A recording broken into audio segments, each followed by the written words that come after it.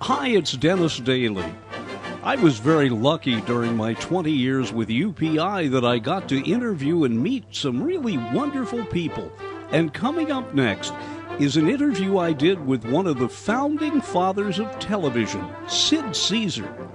When Caesar did his first 90-minute live 39 times a year show, and that's inconceivable today. He said America was a very different place, and so was New York. And you could best describe New York's neighborhoods as a baseball rivalry. With the Dodgers and the Giants, and when they played, it was like it was worse than any war. But it was good-natured, you know. It was, anybody who was for the Dodgers and lived in Brooklyn hated the Giants. And when Leo DeRocha went over from the Dodgers to the Giants, well, that was already traitor. Benedict Arnold was already a hero. So, but it was a naive time. It was a wonderful time. It was, you could walk in the street and not worry about anything. I mean, this is talking 2, 3 o'clock in the morning. You know. Well, I remember we used to go out in New York. We used to have what we call a traveling meal. We used to go down to Mulberry Street and have some very fine Italian food. But we have the hors d'oeuvres in one restaurant, then we go to another restaurant for the soup, and we go to another restaurant for the main dish, and then we go to a place called Fradiati's. One thing that I want to try to have you help me put in perspective, grew up in southern Indiana where we really didn't have television before about 1953 or 54. And there was a lot of America out there, unfortunately, not in New York, not in Los Angeles, not in this East Coast corridor, that every month was discovering television for the first time. Let me start by asking, you were doing what today we'd call stand-up, and often very frenetic kind of routine, some involving the telephone, speaking very quickly. How did you get tapped for TV? Tell us the story about how you first were, I hate to use this word, discovered, because no one's discovered overnight. You were working a long time before you became an overnight success. And I was in the show, and it was quite good. When all over the United States, it toured the United States. You know, the Navy, the Army had this is the Army, the IPS had this is the Air Force and Wings. But we had this show, and it was quite successful. And when I came out, I was put in a movie, the movie Tarzan Spars. And I was still in the Coast Guard while I made the movie. I was very, very lucky.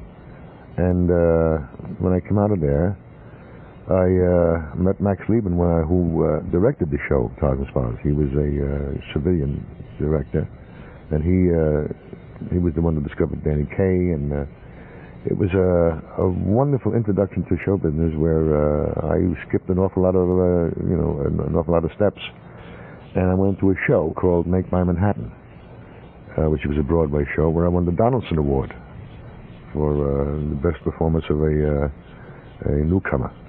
Kind of Rookie of the Year in a way. That's right, yeah. The Donaldson Award is the Rookie of the Year. And from there I went right into television. So it was kind of a lightning steps, 1, 2, 3. And with television in those days was, it went to Chicago, that's all. The coaxial cable just went to Chicago. And I said, well, it's a coming business. We'll see what will happen. So we did a show. And I remember Pat Weaver, who was then vice president in charge of television, because the president was radio. And I remember the entire show. It was an hour show. It was called the Admiral Broadway Review. And that entire show, including the entire cast, including the orchestra, the costumes, scenery, for an hour broadcast time with everything above the line, below the line, $19,000 a week. Couldn't pay a grip in some places now for that much money. You were talking about the almost shoestring way in which television was put together. The thing that I, as a person who studied film and had what we call radio TV in college, is still a gray area for me, is that by the time I really started watching television, it was a little slicker than it was early on. I'm just wondering how much of a fly by the seat of your pants operation it really was. There had to be some organization, but was it really that much of a catharsis trying to get each show together to get it to come out? No teleprompters, none of the slick graphics we have today? No, it was very simple. All you did, it was much simpler than today. Today, you do the show, then you rehearse it, then you do the show, then you rehearse it, then you do the show, then you rehearse it, then you cut it, then you rehearse it, then you cut it, and you recut it, then you rebat, then you reshoot, and you come back and you read that. This is for a half-hour show. It takes I don't know how many weeks to put it on, but until they start to write it, until they get the rewrites and the rewrites and another rewrite and another rewrite. To do a show on television today takes you 4 or 5 weeks. And to shoot it takes you maybe a whole day, 12 hours, maybe more, maybe 2 days, whatever. Or if you're doing a dramatic show, it'll take you a whole week. We did an hour-and-a-half show every week, not for 20 weeks or 22 weeks, for 39 weeks. That means you did an hour-and-a-half show every week, for 39 weeks, every year. And there were no teleprompters, as you say, and there were no cue cards either. Because when you did something, we did it like a Broadway show. And really, nobody knows what live is today. They really have no conception, because the news is on tape. Yeah. I mean, everything is on tape. You remember the Fox show, and I watched so little television. They made this tremendous deal about how it was going to be done live in front of the studio audience, as if they were suddenly discovering that concept. Well, they're constantly rediscovering, and then rediscovering, and they keep discovering the same thing all the time. But this was live, and the audience was different then. They didn't sit back on like a couch potato and look at it, because they realized this was live, and anything can go wrong. A piece of scenery could go wrong, a prop didn't work, a sound effect didn't come in on time, somebody forgot their lines, you went to open the door wouldn't open, it wouldn't close. So, but you had to be on your feet all the time. You had to think. Because you can't stop and say, all right, come on, let's take it again. There was none of that. It was one take. I remember there's some writers.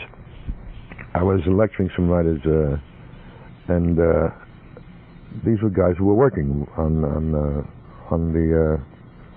shows, and they said, Mr. Caesar, we know that the show was an hour and a half, and we know that it was live. But tell us one thing: how long did it take you to shoot the hour and a half? So they really don't understand what live is. Live is like a Broadway show. You come out, you do it once. That's it. You perform it once for the audience, and that's only, well, how did you get the laughs? I said, there was an audience there. Yeah, but supposing something didn't go. I said, so you went a little faster. They couldn't comprehend of doing an hour and a half show live. And now, not only that, it wasn't a talk show where you sat down and talked. This was sketches, production numbers involving hundreds of people. Hundreds of people. I'm not talking 20, 30 people. I'm talking hundreds, with the grips and with the musicians, with the television cable men, because then the cables had to be moved. I mean, we had 5 cameras. They had to be moved. They had cable men had to move the cables. They had certain marks. This mark had to be done. It was all done, and the show, I'll tell you, we started to write the show on Monday. The show was on Saturday night, 9 o'clock. We started writing on Monday. The show, the whole hour and a half, had to be written by Wednesday night. The entire hour and a half had to be written by Wednesday night, because that's when we turned it over to Mimeo. In those days, we had Mimeo. And we had to have sets made, and we had costumes made. We had to have everything, as I said, sound effects had to be gotten, props had to be made, everything had to be done in 2 days. Because Wednesday, you had Thursday and Friday. Saturday was the show.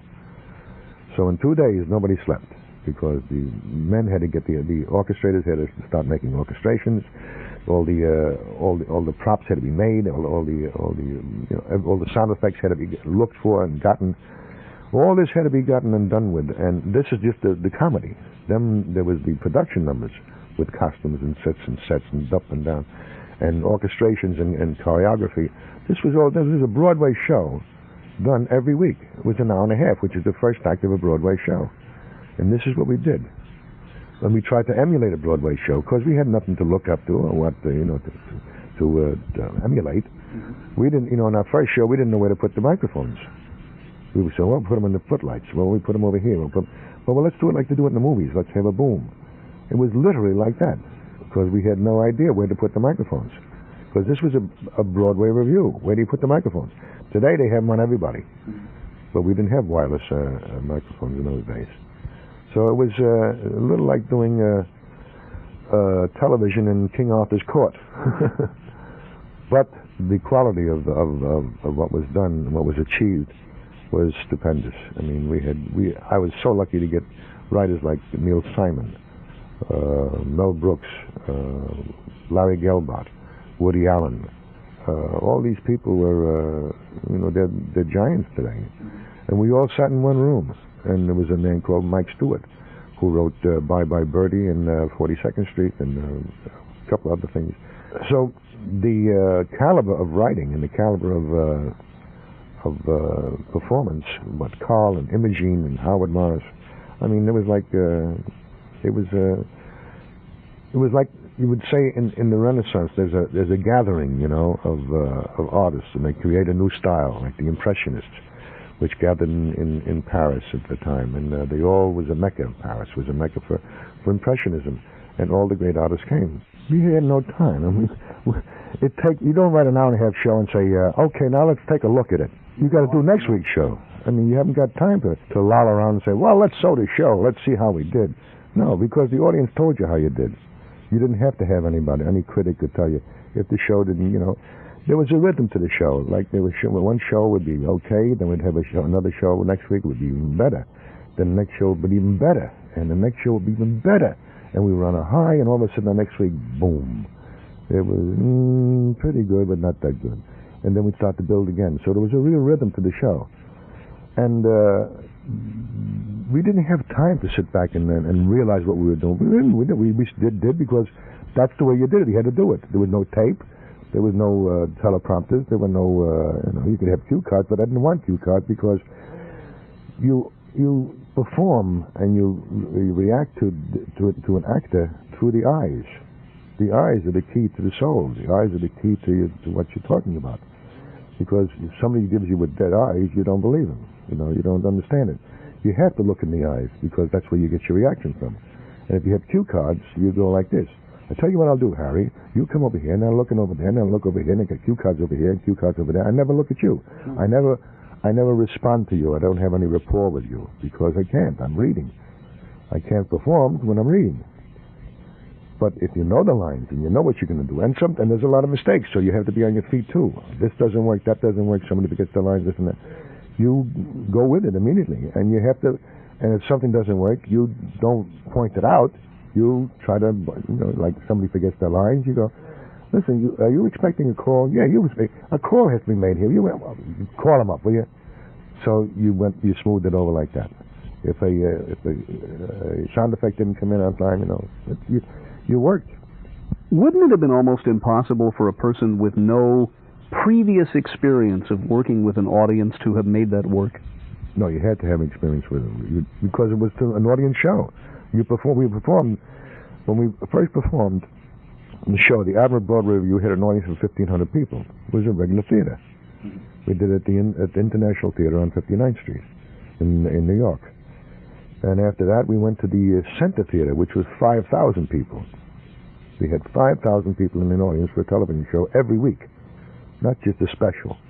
This was every week for 39 weeks. So that, and this was the sister theater to Radio City. So you understand how big it is. It's not just 5,000 seats. It's right there all around you, on top of you, they're all over. And there was a story which I did about, we had a big screen, and the first one, we had the first big screen went back in the theater that International. And I wanted to take that screen with me, and they said, you can't because it's not big enough. I said, all right, then we'll make a bigger screen. Well, we can't because the throw is so big. We can't get that bigger throw because, it's Radio City Music Hall, and you're on the stage. It's a huge throw. We had elevators on the stage, and it was huge. I mean, it was a block long. And they said, I said, well, I can't do pantomime here. I mean, I got to have a television and a screen to people to concentrate. But we have little monitors. I said, no. When you have little monitors, people don't laugh together. Linked to your name is Imogene Coca. How did you first meet her? How did that association begin? Was it prior to the show? Was she discovered after the show started? Well, both of us met each other on the first show, which was the Admiral Broadway Review. And Max Liebman, who was the producer-director, he was the genius, because he was the one who said, you can do this every week. Now, anybody said you can't do a brand-new review every week. You want to do a review on Broadway, it takes you 6 months to a year. And to put a brand-new review on with new sketches and songs and everything every week, that's unheard of. It was never done before. Never was. I mean, you can put a review together. So we tried it. And NBC got in back of us, and we did it. And it came out, and people appreciated it, because it was the first time they had sketches. It was like a regular Broadway review. That's what we patterned after. And after the sketches, you had a production number, you had a singing number, you had a dancing number, both together. And we had different artists, dancers, and we had great violinists, great performers, and great concert artists, and we had opera on every week, and we would introduce people to opera and introduce them to classical music. Whereas they said, what is this, and it's not the ring, ding, ding, ding, ding, ding, it's not the boom, boom, boom, boom, boom. It was regular, good music. I'm not saying that the other music is bad, but I'm just saying to introduce the people, as you say, from the hinterlands who never knew about television, that it was coming in. They had never seen anything like this, and they enjoyed it. They appreciated it. The fan mail mostly came from the inner parts of the United States, and it was a joy. It was a tremendous amount of work. It was, I call it, it's the tortured treasure, because you went through torture some weeks, but it was a treasure when you got the response from the audience, and you knew how you were doing. No critic had to come and tell you. If the show was no good, you said, well, it was all right. But then you did breakthroughs when we found all kinds of different ways to perform with imaging. We did cliches, how people talked on each other, and they talked cliches. Isn't it a nice place? And it certainly is. It's good. It never rains with a pause. It's a cat and time saves 9 and 4. All these cliches that people talk like. Then we found something about the Hickenloopers, which was a home sketch about people, how they live at home. Then we found silent movies, and we did silent movies. Then we did foreign movies. We did Italian movies, German movies, French movies, Japanese movies, all kinds of this. And then we found a professor. And then we found all kinds of progress horns. And we found different characters. And then we started to do satires of the movies that were coming out. We did satires of the movie, which was the first time that you did it on television. Do a satire of a movie that just came out. Mm-hmm. And then we were sued one time. It was a suit called On the Waterfront. Mm-hmm. We did a satire of that, and that was based on when Jack Benny did a thing in radio of it was television, wasn't it? Of Gaslight with Ingrid Bergman and Charles Boyer, and they won the suit. The studio won the suit against television. And they were very, very, resident of it. Well, Sid, you got to be very careful. I said, we're not doing anything like it. It's a thing like, On the Waterfront. And we did it, and we were sued. And when the judge saw he hadn't seen us, and he hadn't seen the picture. So he saw the picture, and he saw this, and he threw the case out. He said, you're ridiculous. We never did we did satires of politicians, but we didn't single in. You did a generic politician. You couldn't zero in on one person like they do today. And the church, you couldn't say anything about the church, and you couldn't say anything about sex was out of the question. I mean, if you walked into a room, if you had a scene in a bedroom, even if you were married, you had twin beds. And if you sat on the bed, you had to have 1 foot on the floor. The great Sid Caesar, and it's amazing his first show, the Admiral Review, was canceled the first year. Not because there was anything wrong with it, but Admiral couldn't make televisions fast enough and didn't want to pay to advertise something it couldn't put on the shelves. The great Sid Caesar. I'm Dennis Staley.